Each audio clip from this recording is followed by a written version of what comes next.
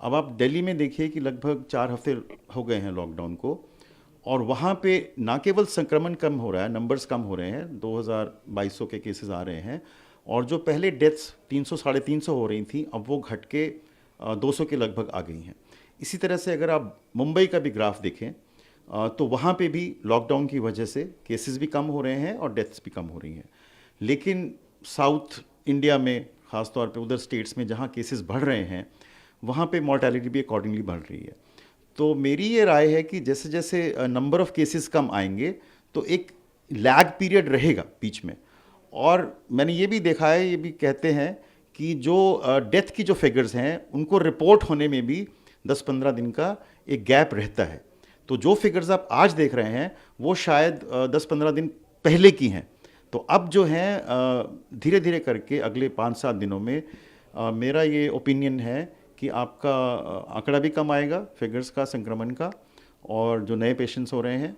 और दूसरा of course mortality भी अगले 5-7 दिनों में कम आनी शुरू हो जाएगी, क्योंकि साउथ इंडिया में जो लॉकडाउन लगे हैं वो थोड़ा लेट और देरी से लगे हैं, तो उसका असर आने में 2-3-4 हफ्ते लगते हैं। हाँ देखिए, जो ब्लैक फंगस या जिसको हम टेक्निकली म्यूकोरमाइकोसिस बोलते हैं, जो कि नाक से, नेज़ल साइनसिस से आँख को अटैक करता है, जिससे कि पेशेंट्स को बहुत ज़्यादा नुकसान हो रहा है, क्योंकि उसका केवल एक ही उपाय होता है। अगर ज़्यादा बढ़ जाए तो वो ऑपरेशन होता है, जिसमें कि जबड़ा भी निकालना पड़ सकता है, पैलेट भी निकालना पड़ सकता है, और आप सब लोग जानते हैं कि आँख को भी निकालना पड़ सकता है, जो कि एक बहुत ही दुखदाई बात होती है। और उसके बाद ऑफ कोर्स जो दवाइयाँ हैं, उसमें एम्फोटेरिसिन बी और दूसरी 2 दवाइयाँ भी आई हैं, पोसाकोनाजोल और इसावुकोनाजोल, जिसका कि इस्तेमाल किया जाता है क्योंकि ऑपरेशन के बाद जो अंश फंगस का रह जाता है। तो आपका जो प्रश्न है वो ये है कि केसेस काफ़ी हो रहे हैं, बढ़ रहे हैं।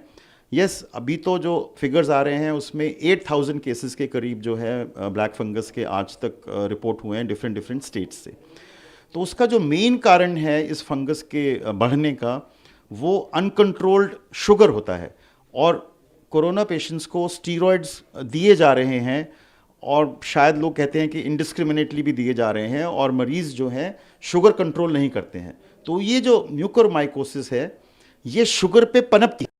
दूसरी जो बात कोरोना में आ रही है, जो एक्टिव केसेस होते हैं कोरोना वायरस के, कोविड के, उनमें फेरेटिन लेवल्स बढ़ते हैं। फेरेटिन एक आयरन होता है, और ये म्यूकोरमाइकोसिस फेरेटिन पे भी पनपता है। तो ये दो बहुत इंपॉर्टेंट रीजंस हैं। एंड ऑफ कोर्स जो पेशेंट्स पहले से इम्यून कॉम्प्रोमाइज्ड हैं, जो डायबिटिक हैं, जो कैंसर के रोगी हैं, जिनके किडनी, लिवर या बोन मेरो ट्रांसप्लांट हुए हैं, तो बेसिकली जो म्यूकोरमाइकोसिस है वो एक हमारे हवा में है, हमारे चारों तरफ है, लेकिन आप देख रहे हैं कि ये नॉर्मल आदमी को अटैक नहीं कर रही है। जो पेशेंट्स बेड्स पे लेटे हुए हैं, जिनको ऑक्सीजन चल रही है, उसके अंदर उनका जो नेज़ल प्रोंग है, या जो मास्क्स हैं, या जो वेंटिलेटर्स हैं, अगर वो म्यूकोरमाइकोसिस से कंटामिनेट हो जाएंगे, उनको हम सफाई नहीं करेंगे, हाइजीन नहीं रखेंगे, तो वो भी एक कारण बनता है जिससे कि म्यूकोरमाइकोसिस के केसेस बढ़ रहे हैं। क्योंकि अब हम देख रहे हैं कि कोरोना के जो केसेस हैं वो 5-5, 7-7, 10-10 दिन तक वेंटिलेटर पे या हॉस्पिटल्स में हैं, ऑक्सीजन डिपेंडेंट हैं। और इस वजह से भी एक कारण बनता है कि लंग्स उनके डैमेज हो रहे हैं, क्योंकि कोरोना वायरस जो है ना केवल साइनसेस में, ना केवल जबड़े को, ना केवल आँख को और ब्रेन को अटैक करती है। अब हमारे पास ऐसे भी केसेस आ रहे हैं कि बॉडी के दूसरे हिस्से, फॉर एग्जांपल इंटेस्टाइन, वहाँ पे भी ये केसेस अटैक कर रहे हैं, और हमें ऑपरेट करके उनको ठीक करना पड़ रहा है। और पॉइंट ये है कि इसमें ठीक होने की उम्मीद काफ़ी रहती है। 50-60% पेशेंट्स जो हैं, अगर उनका समय से इलाज हो जाए, ऑपरेशन हो जाए, और एम्फोटेरिसिन बी या दूसरी दवाएं मिल जाएं, तो उसमें रिकवरी रेट काफ़ी है। तो हताश नहीं होइए, उसको टाइमली डायग्नोज करना बहुत आवश्यक है। एक जो बात हम कह रहे हैं, index of suspicion, high index of suspicion बहुत इंपॉर्टेंट है। अगर किसी कोरोना पेशेंट को हाई शुगर है और उसको ज़रा भी नाक में दर्द होता है, नाक से ब्लडी डिस्चार्ज आता है, ब्लैक डिस्चार्ज आता है, या आँख में दर्द होता है, आँख में लाली आती है, तो उसको 1 मिनट भी गंवाना नहीं चाहिए, और ईएनटी के डॉक्टर या आई के डॉक्टर के पास तुरंत जाके अपनी जांच करानी चाहिए, और ये कंफर्म करना चाहिए कि उसको ऐसा ब्लैक फंगस का अटैक तो नहीं है।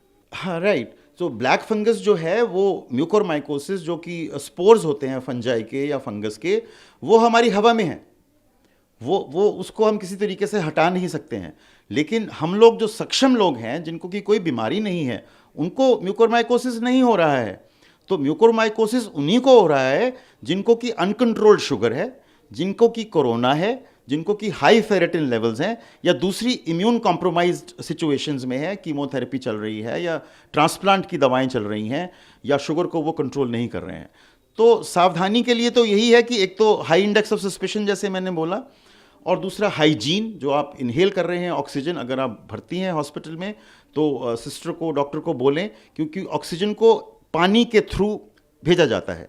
उसको डिस्टिल्ड वाटर को हर 24 घंटे में कम से कम चेंज करें। अगर आपको नेज़ल प्रॉन्ग्स लगे हुए हैं, अगर आपको ऑक्सीजन मास्क लगा हुआ है, तो उसको भी चेंज करें या उसको प्रॉपरली क्लीन करें, जैसे स्पिरिट से या दूसरी चीज़ों से, जो कि डॉक्टर्स हमको क्लीन करने के लिए बताएंगे। तो बेसिकली हाइजीन है जो कि बहुत ही इंपॉर्टेंट है, और इम्यून कॉम्प्रोमाइज सिचुएशन है जिसकी वजह से कि ये कोरोना वायरस होता है। अब जैसे मैंने बताया कि इंटेस्टाइन में हो रहे हैं, तो ये जो केसेस हैं ये लंग में भी चले जाएंगे, क्योंकि ये बॉडी में किसी भी, सबसे बड़ी जो खास बात इस कोरोना वायरस की, और साथ में जो ब्लैक फंगस हो रहा है, तो नॉर्मली जो इन्फेक्शंस होती हैं वो वेन्स या ब्लड के ज़रिए फैलती हैं। ये जो वायरस है ये आर्टरीज में जाता है। सो आर्टरीज जो है उसको ब्लॉक कर देता है। ब्लॉक करने से जो सप्लाई वो आर्टरी कर रही है टिश्यू को, वो टिश्यू डेड हो जाता है। तो वहाँ पे आपकी एम्फोटेरिसिन बी या दूसरी म्यूकोरमाइकोसिस की दवाइयाँ पहुँच ही नहीं पाती हैं। इसीलिए ऑपरेशन करके उस हिस्से को निकालना इस रोग के इलाज की मजबूरी है। कोई नहीं चाहता कि जबड़े को हटाया जाए, कोई नहीं चाहता कि आँख को हटाया जाए, लेकिन उसको अगर आप नहीं हटाएंगे तो आपके ठीक होने की संभावनाएं बहुत कम है, अनलेस कि आप बहुत ही अर्ली स्टेज में सीटी स्कैन या आई थिंक एमआरआई से अगर उसको आप पकड़ पाएँ, नेज़ल स्वैब करें, एंडोस्कोपी करके उसका डायग्नोसिस बनाएं, फंगस को डिटेक्ट करें, जिससे कि केवल दवाओं से हो पाए। तो इसीलिए मैं बार बार कहता हूं कि हाई इंडेक्स ऑफ सस्पिशन, अगर नाक में दर्द हो रही है, आंख में दर्द हो रही है, कोई भी डिस्चार्ज आ रहा है, ब्लडी डिस्चार्ज आ रहा है, तो 1 मिनट भी मत गंवाइए कोरोना की सेटिंग में, शुगर की सेटिंग में, ट्रांसप्लांट की सेटिंग में, और तुरंत जाके अपना डायग्नोसिस बनवाइए और उसका इलाज करवाइए। सर, अगर हम प्रिवेंशन के तरीके से इसको रोका जाए? देखिए, प्रिवेंशन के यही है कि आपको शुगर को कंट्रोल रखना बहुत ही आवश्यक है। आपको अपना नेज़ल प्रॉन्ग्स जो आप ऑक्सीजन पे हैं, मास्क हैं, उसकी सफाई करना बहुत ही आवश्यक है। और ऑफ कोर्स कोरोना को अगर आप जल्दी से जल्दी हटा पाएँ, क्योंकि वही एक प्रीडिस्पोजिंग फैक्टर है। और फाइनली, अगर आप स्टीरॉइड्स को लिमिटेड रूप से इस्तेमाल करें, डॉक्टर की प्रिस्क्रिप्शन के हिसाब से चलें, तो मेरा ख्याल से कि हफ्ता 10 दिन के स्टीरॉयड से ऐसा इतना नहीं होता है। अगर आप ख़ास तौर पे 4-5 दिन लेके उसको टेपर करें, अगर आपकी स्टीरॉयड्स की ड्यूरेशन हफ्ता 10 दिन 15 दिन से ज़्यादा चलती है, तो आपको एक्स्ट्रा सावधानी बरतनी पड़ेगी इस ब्लैक फंगस से बचने के लिए। तो ये बहुत ही इम्पॉर्टेंट प्रश्न है आपकी साइड से कि देखिए, हम लगातार तो लॉकडाउन को लगा ही नहीं सकते हैं। 1 महीना, सवा महीना, इससे ज़्यादा तो इकॉनमी पे इफ़ेक्ट आना शुरू हो जाएगा। लोग जो गरीब तबके के हैं, उनकी इनकम नहीं हो रही है, तो वो किस तरह से अपना गुजारा करेंगे, किस तरह से वो जिएंगे। लेकिन हमें ये समझना पड़ेगा कि लॉकडाउन खोलने में भी हमें एक स्टेप वाइज उसको हटाना चाहिए। स्टेप वाइज से क्या मतलब है? स्टेप वाइज से मतलब है कि शुरू में आप मेट्रो को, बसेस को, ऑफिसेज़ को शायद 20%, 30% की रेंज में जाके खोलें, और उसका इम्पैक्ट देखें अगले 10, 15, 20 दिन में कि कितने केसेस बढ़ते हैं, कितना उसका पॉजिटिविटी रेट कितना बढ़ता है। हमें पॉजिटिविटी रेट 5% से कम चाहिए, और हम ये चाहते हैं कि नंबर ऑफ केसेस भी जो हैं बहुत ज़्यादा ना बढ़े। मैं आपको उदाहरण देना चाहता हूँ सिंगापुर का, मैं आपको उदाहरण देना चाहता हूँ ऑस्ट्रेलिया का, न्यूजीलैंड का। वहाँ पे 20, 30, 40 मरीज होते हैं, तो वो पूरा का पूरा शहर बंद कर देते हैं 10 दिन के लिए, 15 दिन के लिए, जब तक कि उनके केसेस वो ख़त्म नहीं हो जाते। लेकिन हमको इस तरह से शायद उतनी तेज़ी जितनी कि वो टेस्टिंग करते हैं, वो इंडिया में शायद संभव नहीं है। लेकिन आपको एक ग्रेडेड अपलिफ्टमेंट ऑफ लॉकडाउन करना पड़ेगा। आप अगर एकदम से 1 महीने में सब कुछ खोल देंगे, तो जो तीसरी वेव की बात हो रही है उसका आना निश्चित है। देखिए, लंदन में, यूके में या अमेरिका में इन्होंने वैक्सीनेशन लगा दिया। क्यों? क्योंकि इनके जो नंबर्स हैं, इनकी जो जनसंख्या है, यूके के अंदर 6-7 करोड़ है, अमेरिका में 30 करोड़ है, हमारे पास 140 करोड़ लोग हैं और हम जूझ रहे हैं वैक्सीन की अवेलेबिलिटी से। तो हम अगले 3 महीने में, जैसा कि सरकार कह रही है कि अगस्त के बाद ही हमारे पास ज़्यादा संख्या में वैक्सीन आनी शुरू होगी, हमारे पास कोई ऑप्शन नहीं है। हम लॉकडाउन को एक लिमिटेड रूप से लगा के रखें और जैसे जैसे हमारे फिगर्स आए उसके अकॉर्डिंगली हम अपने आप लॉकडाउन को खोलते चले जाएं। अगर आप 10 दिन में, 20 दिन में, 15 दिन में उसी परिस्थिति में आप ये समझिए कि ये जो दूसरी वेव है ये क्यों आई है। अब देखिए, जनवरी के अंदर लोगों ने पार्टीज, लोगों ने फंक्शंस, लोगों ने वेडिंग्स या सारे होली के जो फंक्शन है, और लोगों ने आपस में मिलना जुलना फ्रीली शुरू कर दिया।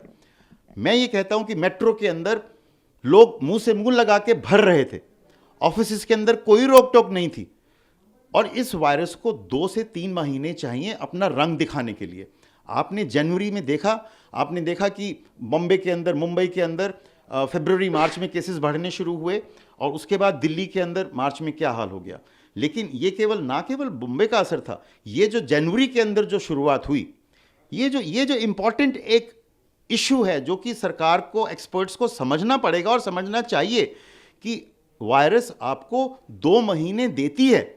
अगर आप उन 2 महीनों में अपने आप पे रोकथाम नहीं लगाएंगे तो आपको फुल ब्लोन वायरस का अटैक मिलेगा, जो कि आप अब भुगत रहे हैं। सरकार ने यह फैसला किया कि 60% बेड जब भर जाएंगे तब हम लॉकडाउन के बारे में विचार करेंगे, तब हम कंटेनमेंट जोन्स के बारे में विचार करेंगे।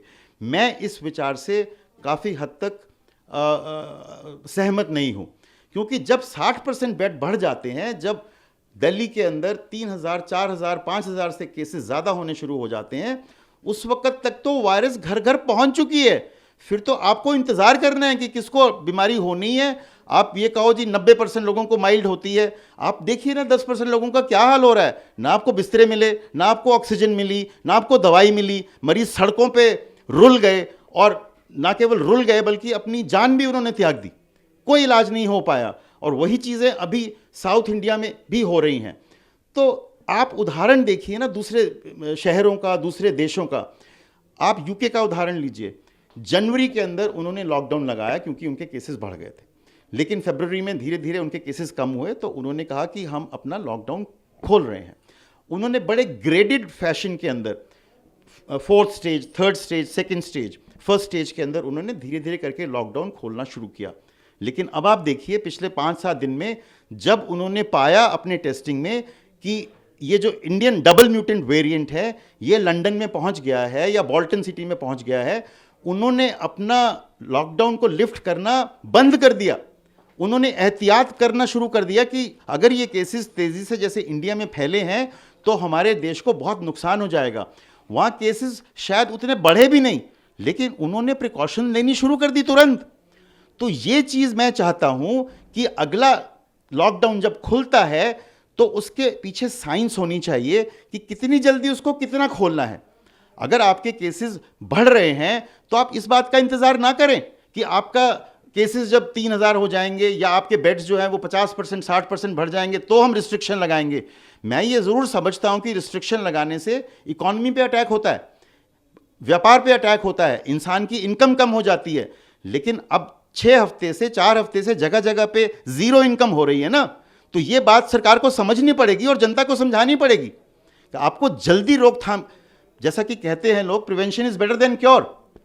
दूसरी जो कहावत है वो ये है, ए स्टिच इन टाइम सेव्स 9।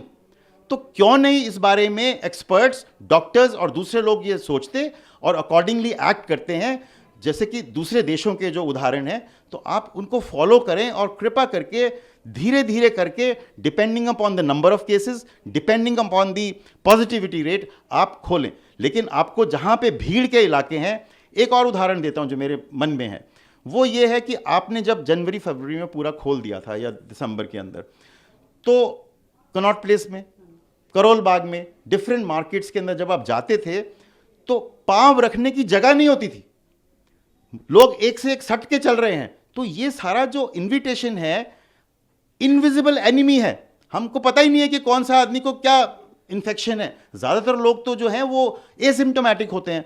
तो आपस में संक्रमण होने की संभावना बढ़ जाती है। तो उसको कैसे रोक सकते हैं? जो मेरा एक सुझाव है सरकार के लिए, आप पार्किंग लॉट्स के अंदर ये लिमिटेशन लगा दीजिए कि अगर आपका 30% गाड़ी आ गया है, चाहे वो स्कूटर है चाहे वो कार है, उसके बियॉन्ड आप गाड़ी को नहीं आने देंगे।